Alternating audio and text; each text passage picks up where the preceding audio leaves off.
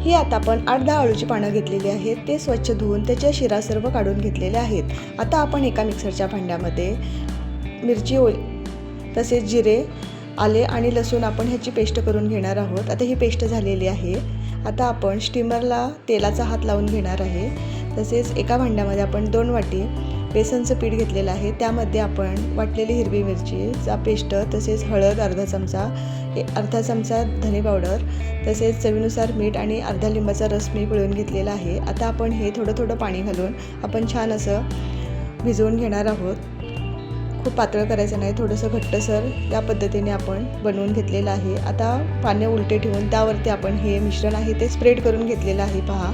आता त्याच्यावरती एक पानं ठेवून आपण पुन्हा त्यावरती मसाला लावून घेणार आहोत आणि त्याची सुरळी छान अशी बनवून घेणार आहोत। आता ह्या सर्व झालेल्या आहेत। आता आपण स्टीमर गरम करून ठेवलेलं आहे, त्यामध्ये हे उकडण्यासाठी ठेवणार आहोत। 10 मिनटं झाल्याच्या नंतर आपण झाकण काढणार आहोत। ह्या आपल्या आता वड्या तयार झालेल्या आहेत। आता त्या आपण थंड करून घेणार आहोत व त्यासाठी आपण लसूण पाकळ्या 10-12 घेतलेल्या आहेत, त्याही ठेचून घेतलेल्या आहेत व आळूचे वड्या आपण कापून घेतलेल्या आहेत। तेल गरम करून त्यामध्ये मोहरी, जिरे, हिंग, कढीपत्ता आणि पाव चमचा हळद घालून आपण छान अशी गोल्डन कलरचं भाजून घेणार आहोत व त्यामध्ये आपण कट करून ठेवलेल्या आळूच्या वड्या आहेत त्या आपण छान अशा परतून घेणार आहोत। थोड्या तेलामध्ये अशा खमंग आणि खूप सुंदर होतात, नक्की ट्राय करा।